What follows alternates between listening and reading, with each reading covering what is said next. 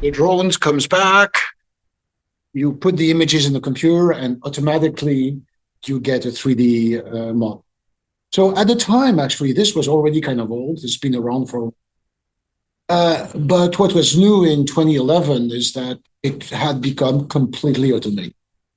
No intervention except the launching of the drone. And that ended up being became a spin-off company called Pix4D, which is now kind of a standard in that particular area. So then we moved on to things that deform, because Matterhorn doesn't deform that much, at least not quickly. So here's an example of so a baseball ball that is thrown very, very hard on what simulates a baseball bat. And I don't know if you've ever, I mean, I'm not a big baseball expert, but if you ever held a baseball ball, these things are hard. To have it deform that much, you have to throw it very, very hard. And it was done with a cannon, in fact.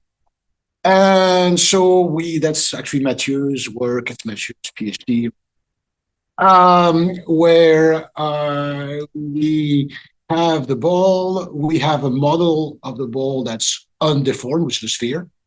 We deform it so that it matches what we see in the image. We infer the 3D shape from that, and we do it on the whole video. And okay, why would we do that anyway? But the reason in that case was that we had a collaboration with a lab in America, in Washington State University, that is the baseball lab of America. So they are interested in the physics of baseballs. So what we did was essentially to compute from video what really happened. That's a ground truth. So that they could write simulation software. And their simulation software should predict what we observe. So that in some sense, that was my introduction to physics and simulation and all that. Okay, by the way, these two examples for younger folks around here were shallow. It's not the deep net insight. And yet, it still do things. Okay, that was then. This is now. And these two examples, basically, it was 3D surface modeling, and it was based on 3D meshes, both cases, which is great. I mean, when you do, for the graphics people here, you know that 3D meshes are good. They have all sorts of nice properties. You can renderings, you can do lots of things with them. But there is one limitation, is that it's kind of hard to change topology of a mesh on the fly. It's kind of complicated. And they're not that deep learning friendly, because of course now we are getting in the deep learning world. So, which is why we've switched for most of our application to a different form of representation, which actually is also old. So I keep on telling my machine learning students that networks were the 1970s, backpropagation, 1970s. And this actually comparatively recent, it's 1990s, which is this idea that you can represent a surface in terms of an implicit field. So the idea here is you create a field in this 3D volume. Wherever it's negative, you're inside the surface. Wherever it's positive, you're outside of the surface. And the surface itself is a zero crossing. So,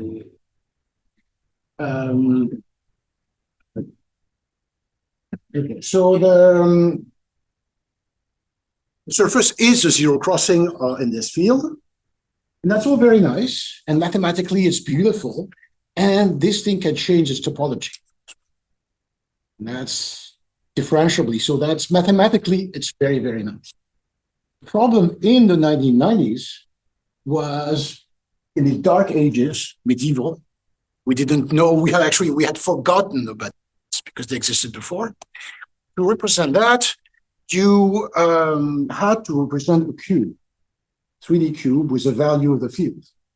And if you wanted any kind of resolution, you had to have a huge cube, not reasonable, because not enough memory. It was bad in 1990, it's still bad. You couldn't really do it even now.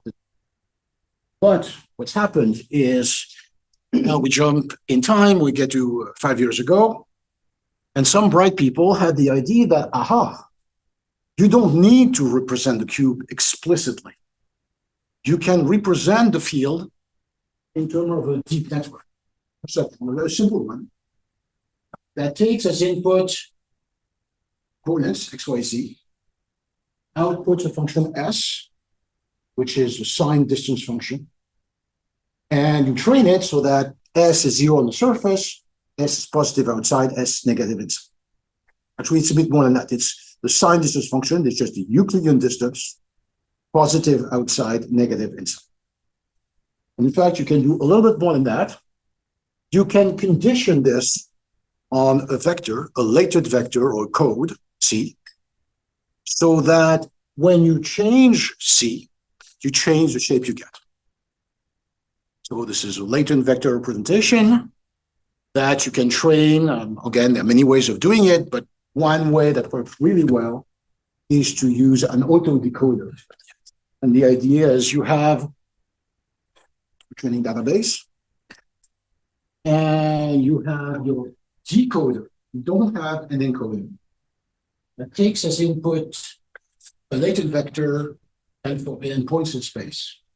And you learn the weights, and at the same time, you learn the code for each one of your training examples together.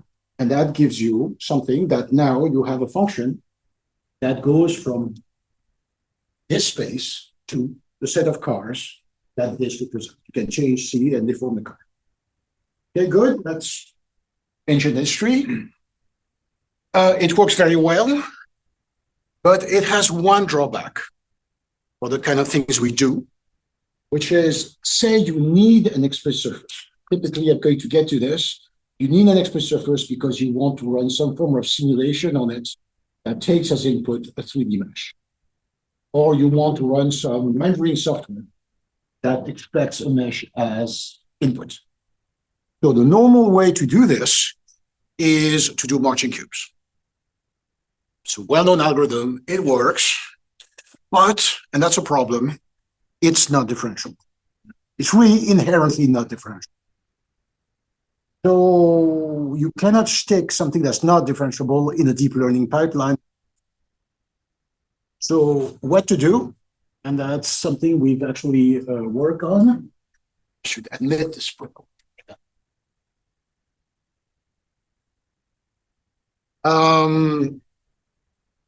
Okay, so problem is you have to differentiate two marching cubes, which are not differentiable. What I'm going to argue now is it doesn't matter. It doesn't matter because why? Let's assume that we have vertices and facets that have been computing through marching cubes. And you have a loss function L, which is differentiable, whatever it is. So it doesn't. So this thing is. Have I done something I shouldn't? Maybe I said bad things about PowerPoint.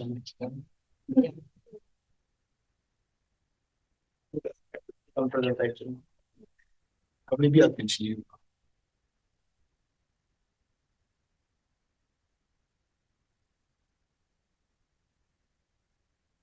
Yeah, the click on presentation is a complete puzzle. So that doesn't work?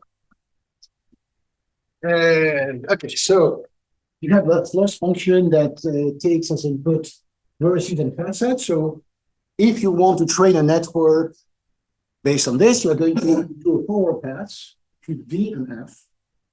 By you take your implicit surface S, you earn marching cubes, and you get the vertices by doing this.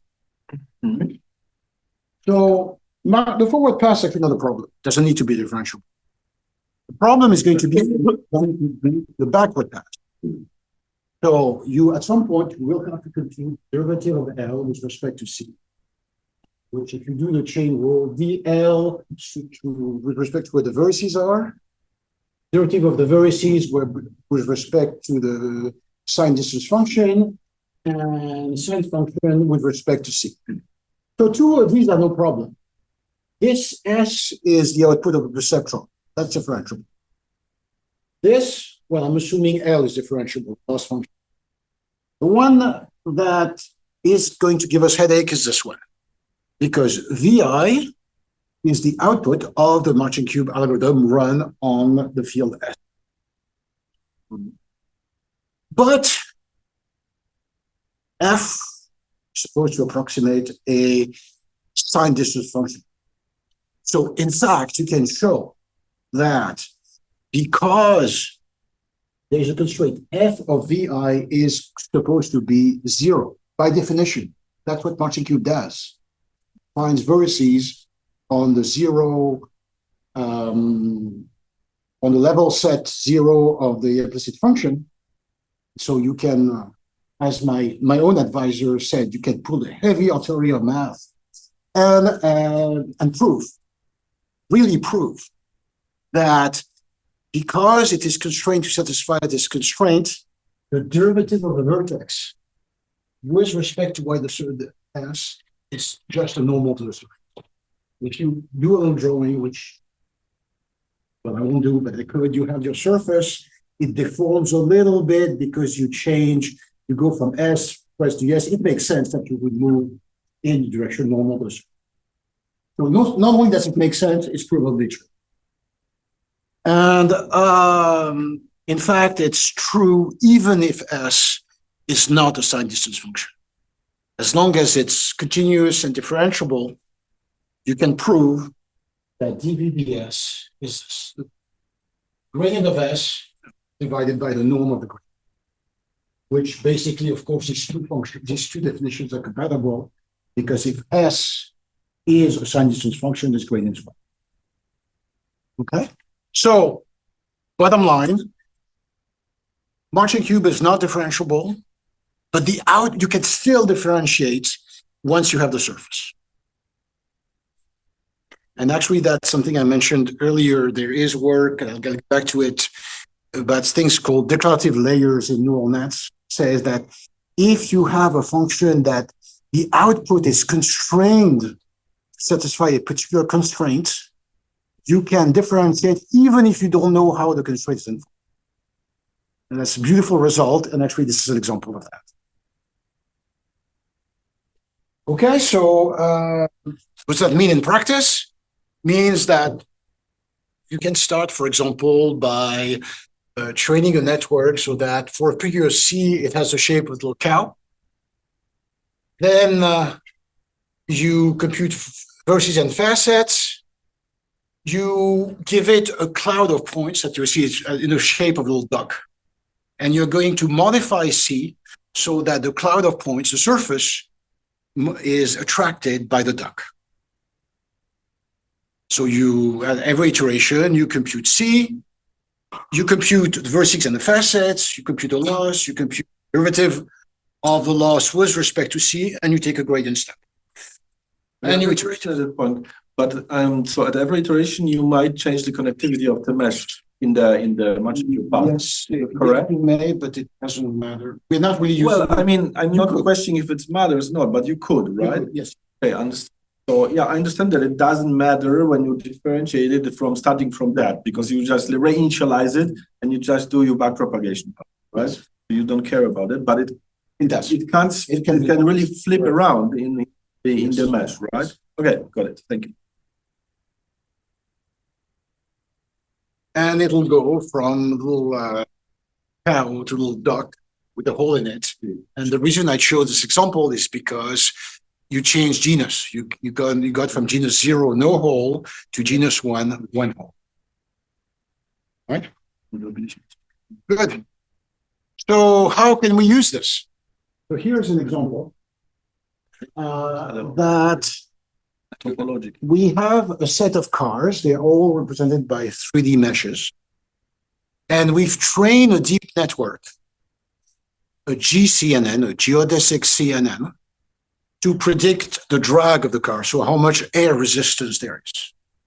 So in these little pictures, what you see is the car, the colors represent the pressure that the GCNN predicts for every vertex of the mesh. that you integrate, and that gives you the overall drag. So this is what you get if you run a proper simulation, which is slow, but accurate. And that's what you get when you run the GCNN, and it's almost the same thing, and it's in real time, and it's differentiable. That's the key. It's differentiable. So that means what? That means we have from C, we can go to a mesh in a differentiable way, which is what I explained before.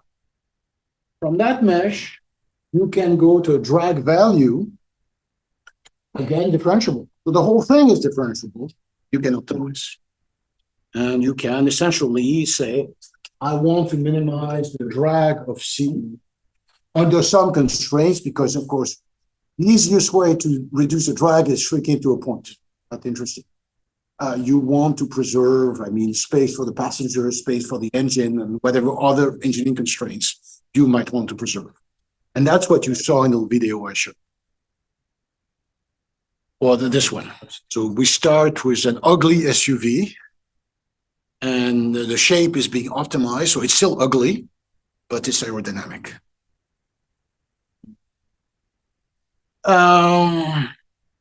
And we've done some things like this for real. So this is one of the early examples of this, where these people, this is NC's town, not far from where we are. And these people have built this shell. So this is a reclining bicycle. The idea is you are leaning feet forward, head back. And so this is the shell. We've run this algorithm to produce shape, optimize it for drag. And they went to Nevada. And in Nevada, there is a road that's 8 kilometers long, straight and flat. So the game is you put one of these two people in the bicycle, they pedal as hard as they can, and at the end, they go really fast. So this guy, so women world record, men student world record. That's pretty fast on the bikes. There's no electricity here, just muscle power. And then COVID happens. And they're going back this year because they want to. We'd like to get rid of that word.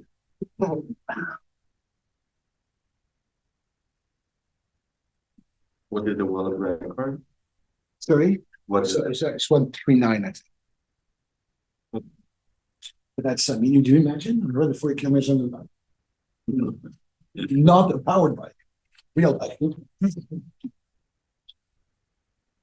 Very much. So, this is a lot of fun. But, of course, this is not terribly practical. Actually, by the way, this bicycle you've seen, the person sees nothing. There's no window. They look at the road through a window, through a camera. This is not meant to go. But this has then migrated to, so we have what's another concept that markets these things. And there are some very real applications. So here is one to building this town design. So if you want to, it seems like you have towers going all over the place around here. And one question you might ask is, how should I place them? If I have the freedom to move them around, how do I place them so that the wind will not create horrible wind conditions on the ground? This is actually, they're doing this for real. Customers to do this. And I was explaining earlier that I went to Abu Dhabi not long ago. They have an additional problem. They want the wind cool city so that the city is not as hot as the desert around it. Again, these kind of optimizations, it's the same style of optimization. And since I mentioned heat is an important thing. So there are all sorts of heat exchangers in cars and batteries and whatever. And dissipating heat is important. And you can also optimize the geometry of the thing. Okay, so these are engineering applications, but hey, we are vision people, do things that don't work. So That's only a quote. we love it. And so let's look at the vision application of this, which is modeling from a single 3D modeling from a single view. Which, by the way, I mean the reviewers love it, so we do it, but it makes no sense. If you want a 3D reconstruction, use many views. So easy, but anyway, we'll do it anyway, just to show we can. And you start with a 3D image. This time we actually have, I showed a decoding approach to this latent visualization, but we also show an encoder approach, an autoencoder approach. So you can train an autoencoder on a bunch of chairs, and you run your autoencoder on this, you get that, it's not that great, it has roughly the right structure, and then you can optimize the vector C, the vector of the latent vector, so that it matches the silhouette on the image as well as it can. The result is this. We can look at from a different viewpoint, and it's pretty good. Even though it actually is not that easy because the feet of the chair are kind of narrow. And then we can also play games like do 3D models from sketch. So here's an example where we draw a few sketches and the thing fits a latent vector to this. It's a chair or a car. And you can then edit them if you want. You can say, okay, I don't know, this car is too long. Move the shorten the wheelbase. Or this armrest here is too high. I want to make it a lot lower. So you can optimize this result to meet, like I said, that these should be silhouettes of the result. And you get something like this. And that actually has also a very real application. So this was actually checked in collaboration with Neural Concept. And the idea here is I have visited a car maker in Paris, Peugeot to be precise. These people, I mean, the Peugeot factory in Vélizy near Paris, everybody's gray. And there's one group of people who's not gray. The designers, the artists, the people who are in charge of designing the shape of the car so it looks good, which is actually extremely important. You don't buy a car because it goes fast, or they all do the same thing. You buy a car because it looks good and makes your neighbors jealous. And in that endeavor, the artists, the designers are really important. And these people basically don't know about aerodynamics, they know about art. So the idea was to give them a tool when they can sketch their car, they can draw, and the thing will make a 3D car that looks like what they draw, but at the same time is as aerodynamic as it can.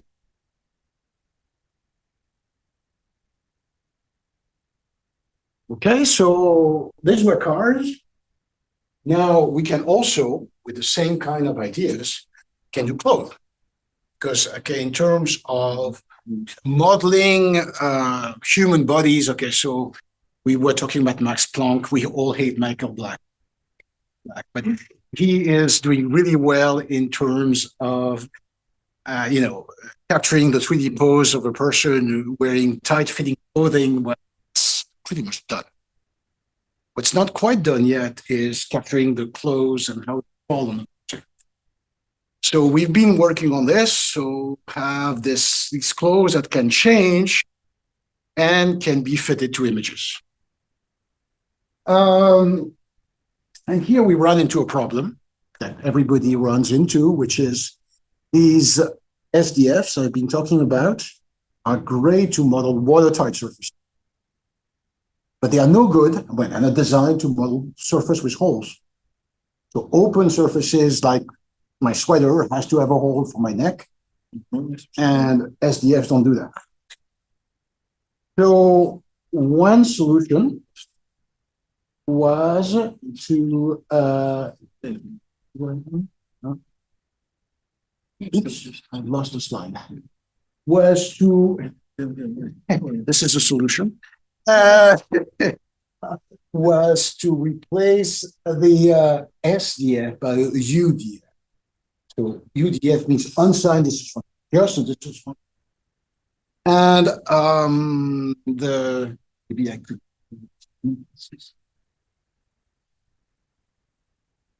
No, it really doesn't like it.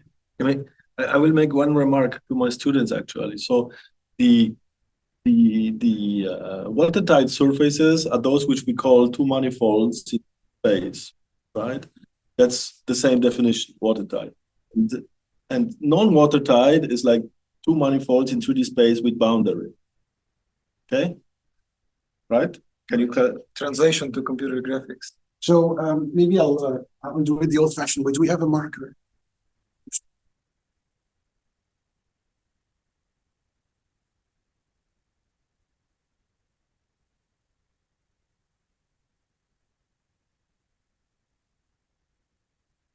If you want old-fashioned with fibers. Well, maybe I'll do it this, the low-tech approach.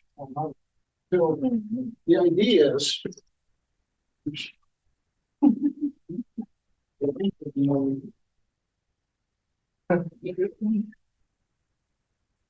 okay, so let's say I'll draw it in 2D, but you have to imagine it's 3D. This is value. When you do FDF, and marching cube, you realize on the fact that the sign changes at the point. When you have UDF, the sign is constant, it's always positive, but you have gradients. And typically, if you have surface in here, the gradients will have opposite orientations because the UDF is 0 here. So what you can do is you look at the gradients at the corners. And wherever you see that they change sides, you basically think G1, G2, G4. Here you put G1, G1, G1, G1, G4 to G1. And if it changes sign, you know you have a. In other words, you can turn Hi. You can turn a UDF into locally an SDF and run marching cubes, which is what we've done. And it actually works pretty well. We said the ground truth here is the other approach doing this. The other popular approach to doing this is to do an SDF that's an inflated version of the real surface. But then you lose in precision because you make the real surface thick. And this actually little scheme avoids that. And to finish on this, what you can also do is add a motion model into your capture to capture loose clothing. Because that's the goal, right? It's to be able to capture clothing that does not stick to the body, but actually can move away. And by combining the motion models and this idea of UDF, we get some pretty decent results on difficult cases. And the next step, which we haven't done yet, is to relate over a medium to maintain temporal consistency. Okay. Moving on. Okay, so far I've talked about things that are one shape. No, a car, skirt, bicycle shell. But now we want to go further. We want to be able to optimize more complex objects like a whole car. And if I talk about the car, well, it has a body, it has wheel, it has rear view mirrors. There's all sorts of things, and one single SDF is actually not reasonable. If you look at most cars that we see in CVPR, the wheels are glued to the body. They're not going to roll very well. So the next step, which we are now working with, is to produce models. So a latent vector that decodes not only to a single surface, but to a surface, which might be the body of the car, and then various primitives like the wheels and everything else that have known geometric properties and that don't interpenetrate each other, that obey a number of constraints. And so we've done some of this with, actually, we keep it simple for the time being, the car and the four wheels. And we can now optimize this while guaranteeing that the wheels are round and don't touch the bike. So these are the constraints that you mentioned in this declarative. So right now they're soft constraints. But I'll get to the hard. So right now it's just lost. Maybe this question, but does this SDF relate with the recent nerves? Is it? The nerves are SDF. No, they are not the density. So the sign distance field just talks the distance. The nerves talks the density in RGB color. Otherwise, they are the same. Because they also predict the They predict different value. It's not about the surface. It's about the density. the density. And the color space. The SDF maps 3D space location to distance to the surface. And the nerve maps 3D space location to color and density. But it doesn't know anything about the distance. The distance. You could combine them though and have both. Well, actually, so there's something called loose, which I think it SDF. Yeah, It's a the SDF version. So the nerve, the basic ordinal nerve, is more of a density. The SDF for the surface, not the density, it's really surface and where you reach the SDF is more precise regarding the geometry. But the nerves don't have to know also where to place it. There is some works on like figuring out from nerves the depth matters. So they implicitly they understand the depth a bit, but it's not the main point.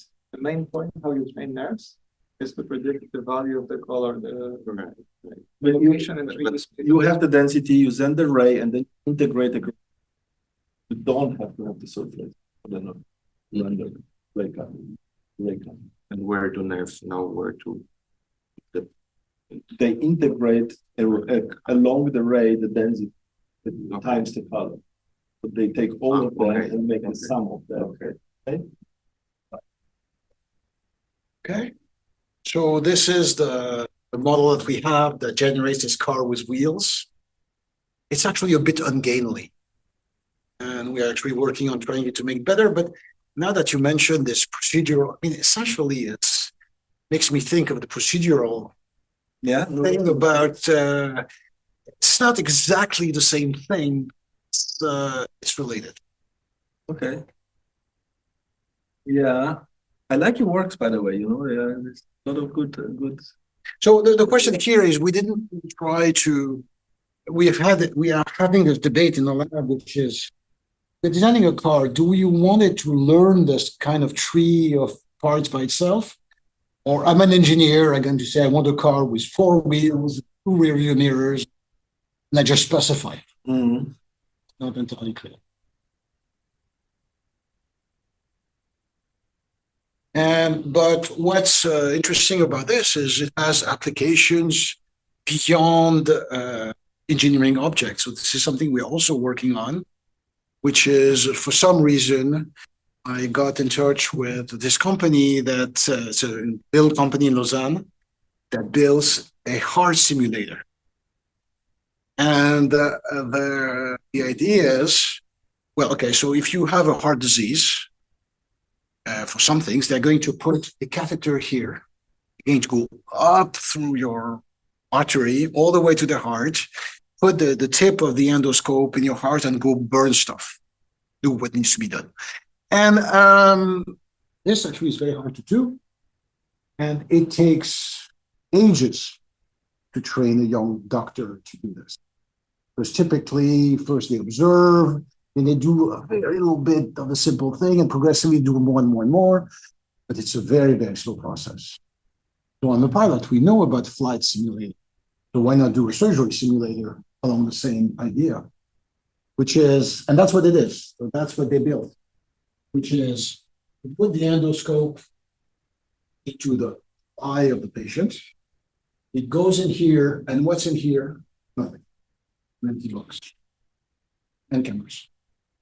So the training surgeon, yeah, this is the real thing. So he has the normal controls one has during operation.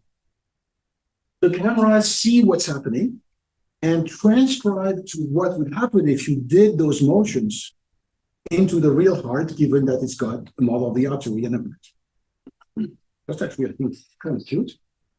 And actually, it's interesting because he has built 6 of these things. So there are 6 machines like this one.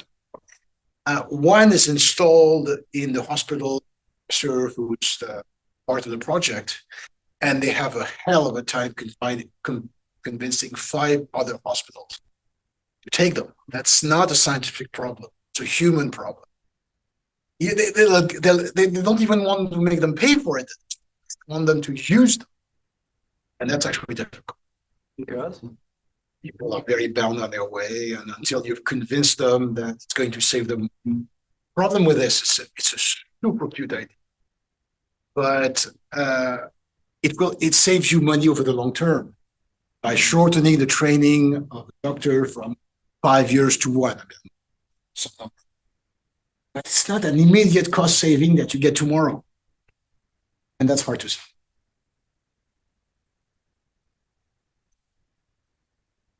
Anyway, that's not really our problem. Our problem is we need to model hearts. And so this is a model of the heart, 2 chambers, a couple of arteries.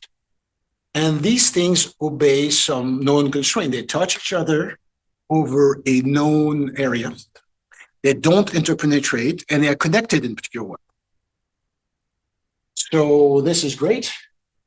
And we can use the kind of model I've described to model. So this is not the whole thing. This is 2 chambers with the blue thing is the myocardium. And this is the interior of the left ventricle. And we can drive that from MRI data. It's really the same problem in a different context. So here are some results that we just sent to MACI. This is the kind of data we have. You run a segmenter, so UNet, the latest and greatest UNet. It gives you something that's not too bad, but not perfect. Then you can optimize this so that you have, in the end, the right contacts and the right relationship between the different chambers of the heart. So, answer to Tomas' earlier questions is, how do we currently impose this? Well, we just have losses that we minimize, saying that the penetration should be 0, and there is, you put a loss. Problem with this, really, I don't really like it, is as soon as you have a lot of constraints, it's very hard to give way to all these things and to ensure that it will all be satisfied. It will, in the end, give you some kind of funny compromise between all. It's not very satisfactory. I don't know if you review papers, I'm sure. And I don't like all these papers where you have a loss with 57 different lambdas that have all been set by him. I mean, this is ignorant. So what we are looking at is the idea of explicitly imposing constraints. These are the declarative layers, which is you can get a result. You can do a projection of that result that guarantees that the result meets the constraints exactly. It doesn't matter how you do it. You implement any way you want. Because the result satisfies a bunch of constraints, I should be able to differentiate. So this is, I don't have that. This is what I want to do so that we can do multi-part model. We can optimize together and have the results satisfy all the constraints.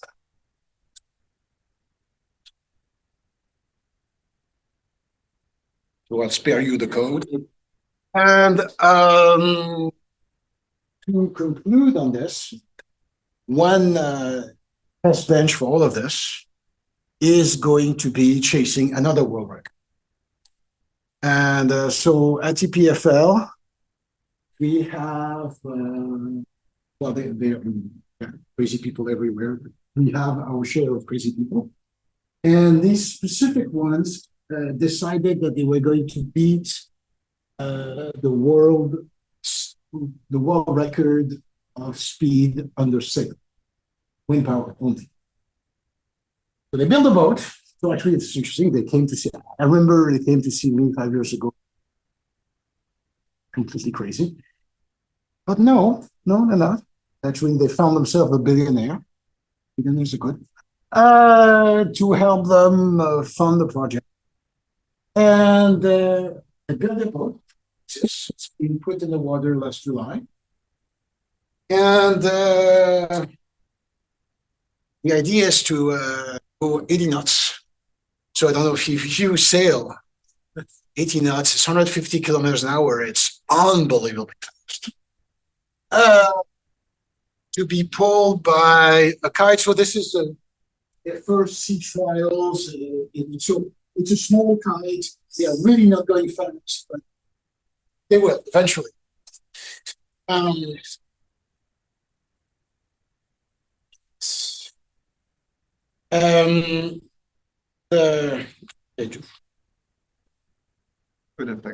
did something I shouldn't have done.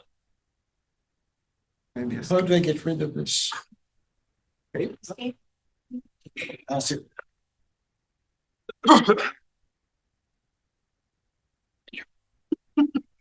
Well, I guess we have to wait until the end of. Okay, it's done. Anyway, so right now they are doing the sea trial. And where it gets interesting for us is that boat, you can't see it on this video, but here under is a foil. And the point of that foil is to keep it in the water. You have the kite that's pulling up. So if you do nothing, it's going to go fly. It's not designed to fly. So you have to have downforce to keep it on the water. So it's designed for that. And then the amusing thing is, at these kinds of speeds, I mean, normal foils in existing boats look like wings, aircraft wings. Essentially the same shape, they function about the same way. But at that kind of speed, that doesn't work anymore because there's a phenomenon known as cavitation. So the wing goes through the water, boils the water essentially, and you create an enormous air pocket, and that completely destroys the efficiency of a normal foil. So you have to have a different shape, and that goes actually to research in the 1960s, sort of medieval stuff on hypersonic flight by the US, X-15, like aviation, where you have to, for these kinds of speed, you have to have a wedge, kind of a triangular shape. That will actually is very interesting in terms of simulation because it creates a big air bubble, but steady. And the big air bubble around the wing becomes part of the wing, essentially. And of course, to make it work, you have to optimize it. So we are actually doing this. And here is an unoptimized foil and a simulation, and they are using this to actually optimize it and then put it on the water, and hopefully it'll work. And one thing I haven't mentioned at all, but that makes this quite interesting, is you want to optimize that for efficiency, but you also want to optimize it for structural integrity. I mean, if it breaks at the first wave, not too good. So we are going, I can see that we're going to get in all sorts of problems with optimization, Pareto optima, enough to keep us amused for quite. They want to beat the record next summer. Maybe they will, maybe they won't. But if they don't, it means we have a year and a half to keep playing with it. That looks like more like real-world engineering problems. You're going to go with traditional shape optimization. We could, but... or you want to go with neural method? No, we want to use our method. method with the surrogate. Okay.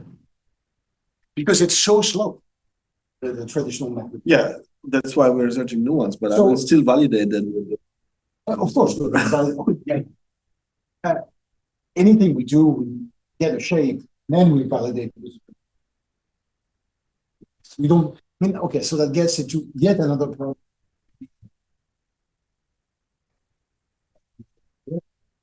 Which is what I talked to you about is in everything I've discussed today, I was assuming that I have a deep net that uses the predictive drag value, whatever it is. Yeah. I haven't talked about the fact that it would believe that drag value. Yeah, well, It's just a complete separate thing that we need something that tells us this prediction is correct or it's completely out to lunch and we need more training.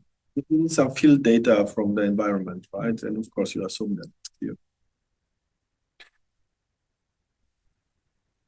Okay, so in conclusion, what I have talked about today is that we have a way to combine implicit and explicit representations in a way that's transparent to the network, that's completely differentiable, so that we can use their strengths, their respective strengths at any point in the computer.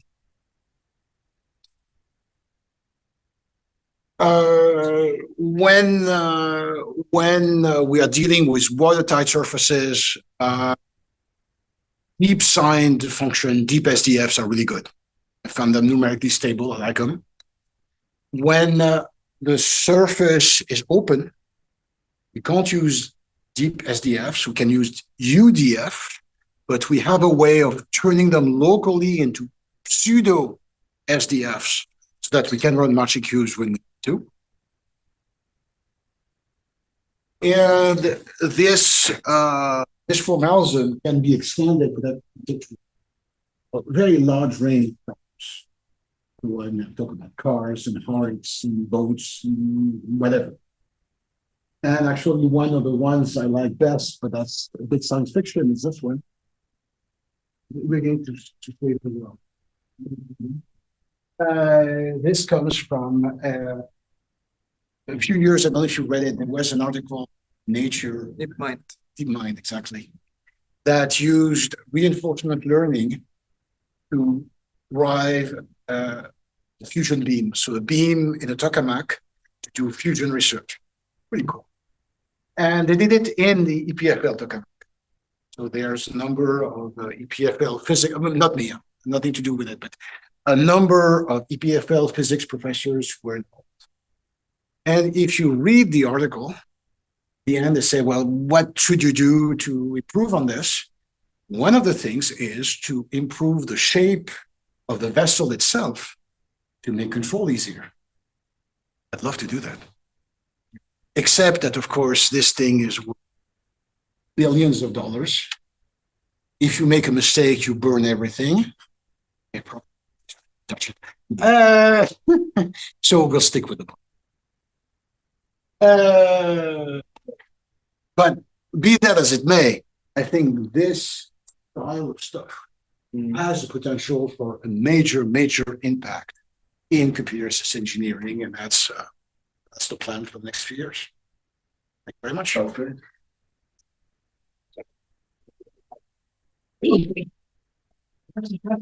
Hey, but is there anything that you want to ask Pascal? Any comments or?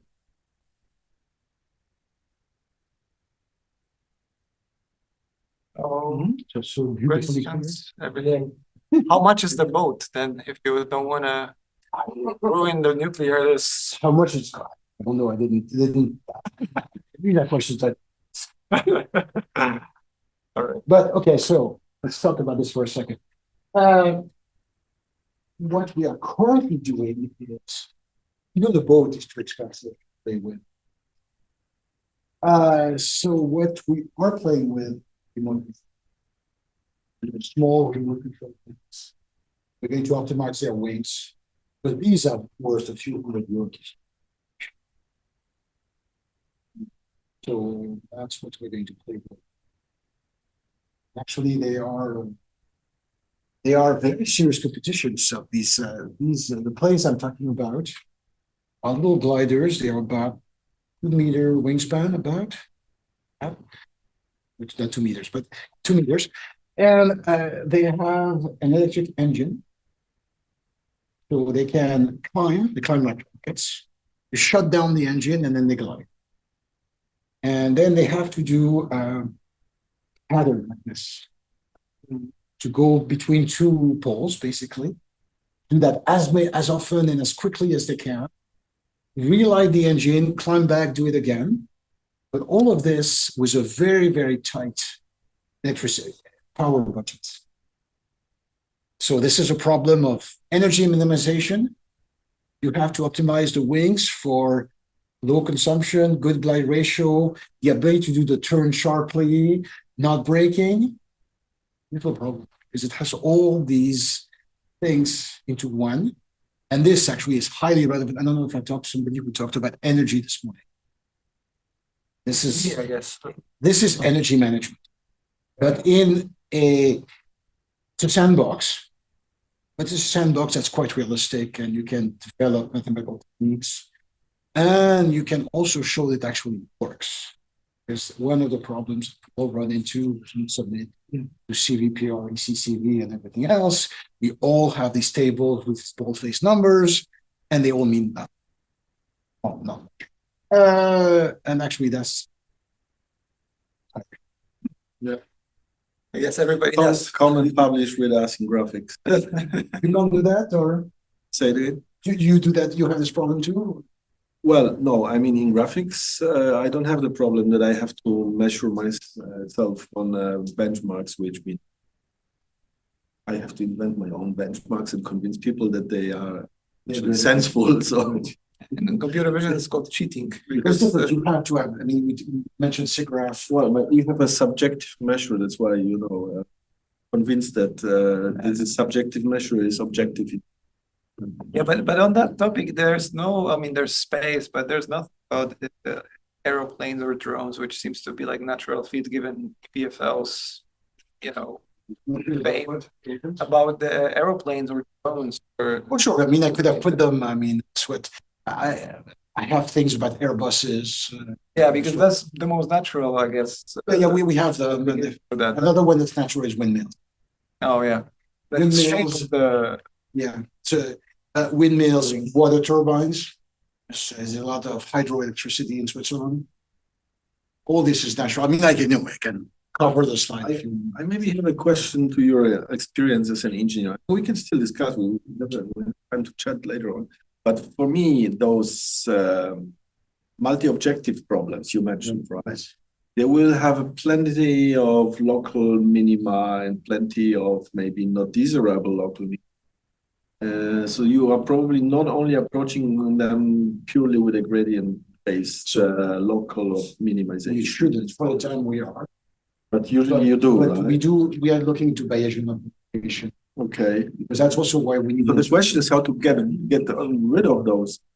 I mean, maybe reinitialize it, or what's the state of the art practical solution in the world of engineering? You know what you said. So basically, I'm trusting the people. I mean, there are people whose profession it is to do that. For me, the optimizer is kind of. Oh, really? I mean, So it's a great challenge. No, what you've seen is. I mean, you mean if you use a gradient descent or a Newton based, of course, I use an out of the box Newton. So I'm not going to implement it. No, I'm not implementing the Newton solve. No, but okay, so it's worse than that. When I typically ask a question, okay, so how did you optimize this? The answer is usually SGD. Yeah, well, And I go, there's techniques than that.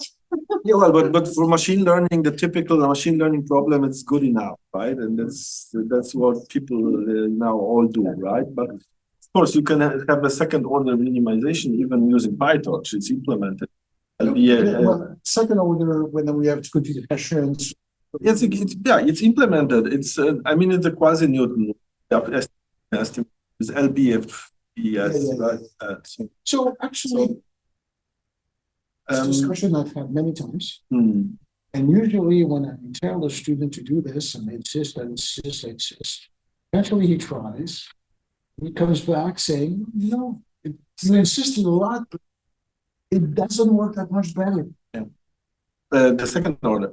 Yeah, well, it should converge faster, right? But that's in optimal, it should converge to the same minimum, right? I mean, Yeah, but then, you know, it's given how much people know OSG these days, and that's this knowledge they're born into. yeah. Beyond SGD and Adam, they know salvation. Yeah, okay, if it works, I'm fine with that. I'm more about how do you get out of local minima, right? So how do you go some evolutionary simulated annealing, whatever? The one that's classic and good is when you throw particles all over the place and you compute the variance and new particles. CMAES Okay. is a good one. Okay. So I will play a bit with it. CMAES gradient. But it's essentially so introducing perturbations statistically. Okay, I mean.